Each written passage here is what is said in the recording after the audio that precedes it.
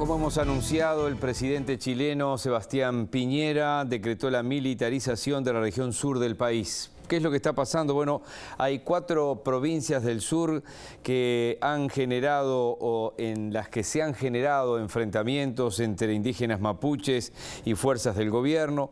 Piden recuperar tierras que dicen les pertenecen. Por este motivo, Piñera impuso un estado de excepción para contener estos hechos de violencia. Vamos a contactar con el politólogo, analista internacional Claudio Fantini para intentar entender un poquito más de qué es lo que está pasando. Claudio, bienvenido, buenas noches. ¿Qué tal, Miguel? Muy buenas noches, un gusto saludarlos.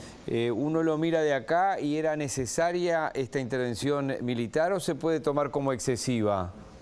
Bueno, es un paso que se da dentro de lo que el marco constitucional permite, porque la Constitución de Chile establece en su artículo 42 esta posibilidad y es lo que está implementando Piñera. La cuestión es si era necesario, si esto va a ser para bien o va a ser como nafta al fuego, ¿no? Esa pregunta está planteada sobre la decisión. Hay 2 miradas. Por un lado, quienes están absolutamente en contra y cuestionan a Sebastián Piñera, que en su momento de máxima debilidad y ante una escalada de protestas y de violencia en el sur de Chile, en las regiones, sobre todo en la región de Biobío y de Araucanía, la cuestión mapuche ha ido escalando a partir de las protestas del 2019, ¿no? Que fue el momento de la máxima declinación o del comienzo de la declinación de la fuerza de Sebastián Piñera como presidente, ahora agravada su situación a partir de los Pandora Papers y las revelaciones que podrían ocasionar incluso un juicio político como le están demandando algunos sectores. Bueno, hay un ángulo de observación desde el cual lo que está haciendo Piñera es un desastre, es una apuesta a la represión y es casi tan errónea como la apuesta a la represión, incluso recurriendo al ejército, cuando se produjeron las protestas sociales del año 2019. Pero hay otro ángulo de observación desde el cual lo que se ve es diferente.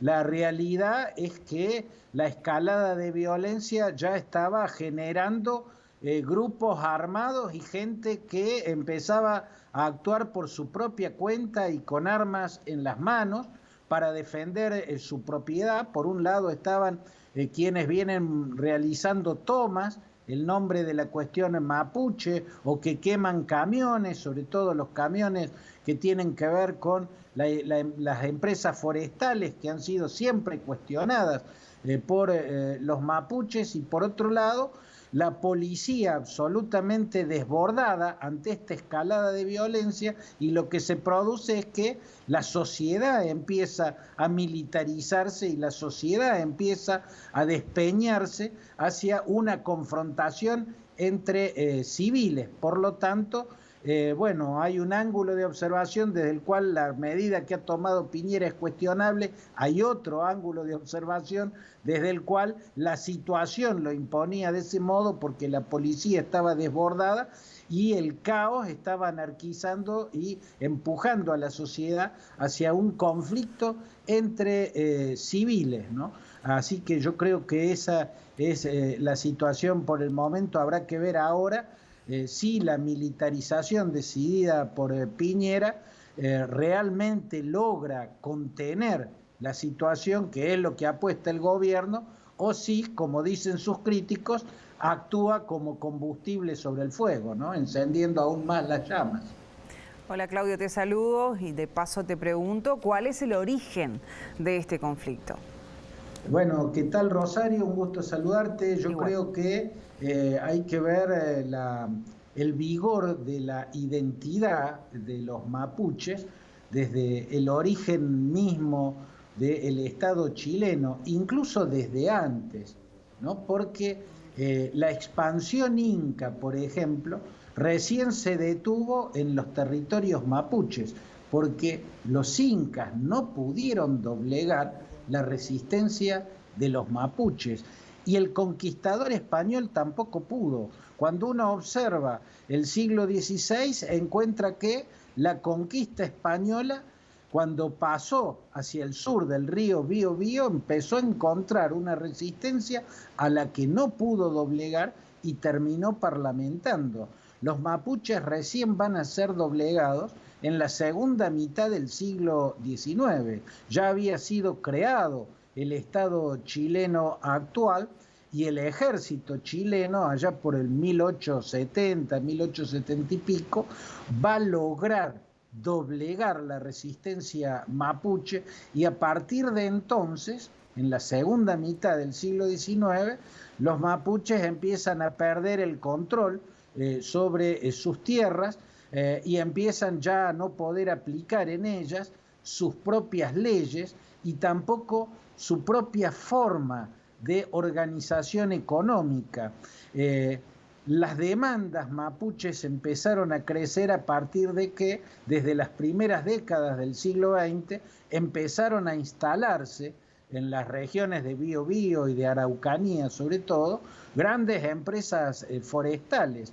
Los mapuches, como todos los indígenas de todos los rincones del planeta, tienen una muy fuerte identificación con la naturaleza y son grandes defensores de la naturaleza, ¿no? Igual los pueblos indígenas de la Amazonia, igual los inuits en Canadá, los nativos siberianos, a donde miremos en el planeta, los maoríes en Nueva Zelanda, vamos a ver que esa identificación con la naturaleza los convierte en grandes defensores de la economía, del medio ambiente, de lo que consideran su tierra, eso a lo cual los quichua y los aymara llaman la Pachamama, la madre tierra. Hay una identificación con la naturaleza como un hogar, ¿no es cierto? Entonces, a medida que iba creciendo la presencia de las empresas forestales, iba creciendo la rebelión de los mapuches, las tensiones de los mapuches con el Estado chileno.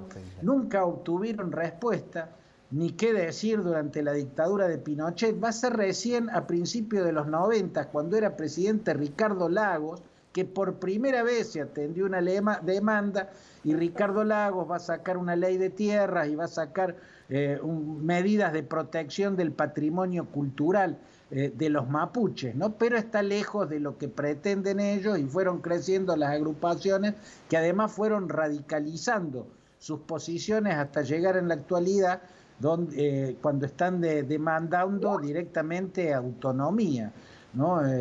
Creo que eso es sucintamente la historia de este conflicto. Habrá que ver si la Constitución puede resolver este tema. En la Constituyente, la presidenta de la Asamblea Constituyente, Elisa Loncón, es mapuche y 7 de los 155 asambleístas constituyentes pertenecen a la comunidad mapuche. Los mapuches son casi 2 millones dentro de los 19 millones de habitantes que tiene Chile. Los mapuches son más de 1.700.000, o sea, son una porción importante de la población, van a estar representados en la Asamblea Constituyente. Habrá que ver de qué modo la nueva Constitución refleja esta problemática que desde el principio ha existido y que nunca ha cesado y que nunca ningún gobierno ha podido eliminar. Bien, vamos a ver qué tema, ¿no? Qué complicado. Gracias, Claudio, y nos reencontramos en cualquier momento.